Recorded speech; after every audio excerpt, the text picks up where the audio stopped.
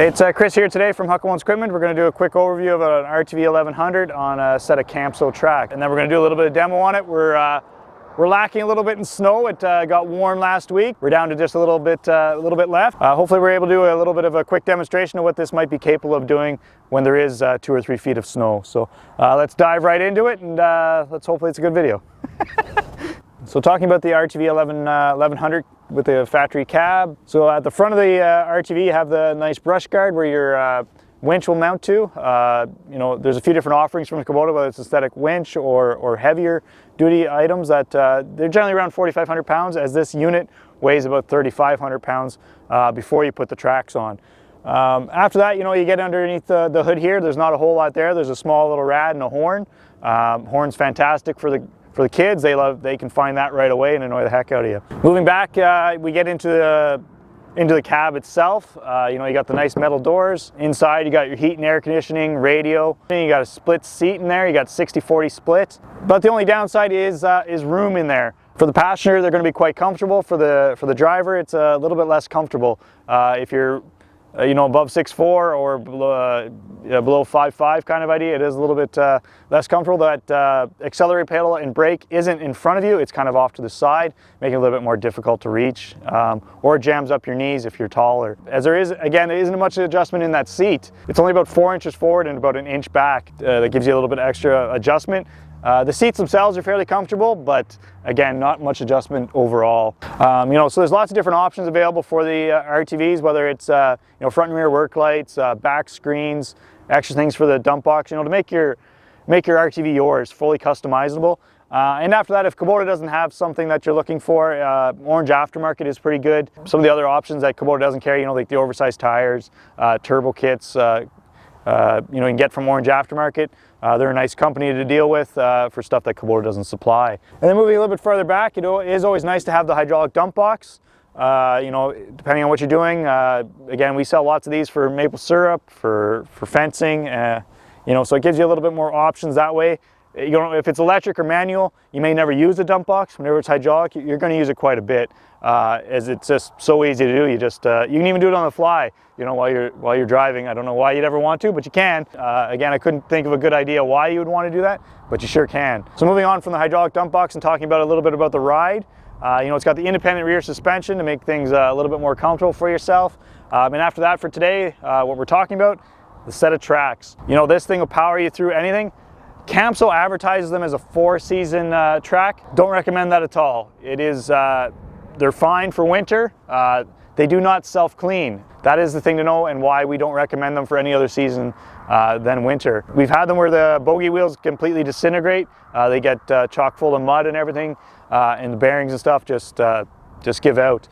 So again, perfect for winter applications. After that, you really have to clean them out after daily use, as they don't self-clean like a snowmobile. So outside of that though, amazing tracks for the price. So up here in Canada, you're going to be around about $6,000, $6,500 for the optional set of tracks through Camso. They power you through anything. Obviously, anybody can get stuck. You can go bury this if you wish. I've got some mud here today. I could go bury it up to the axles, but it takes a lot to do it. I've gone through 3-4 feet of snow. I've had these set of tracks on an RTV, and I've gone through snow that was as deep as the hood. And you know, you only sit down maybe that 3-4 inches and it just glides through it. I've stepped out and been up, you know, up to my waist kind of idea, and sunk. So these things really float well, especially because they're heavy. You know, you're about 3,500 pounds here. So it is nice to be able to do that. And the thing to also know about putting tracks on an RTV, at the best of times it's slow.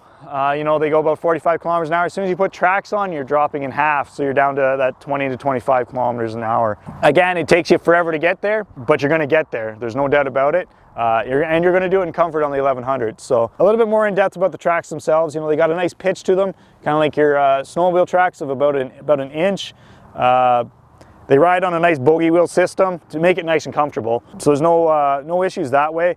You're not, while you're on snow, you're not uncomfortable. It is a nice solid ride.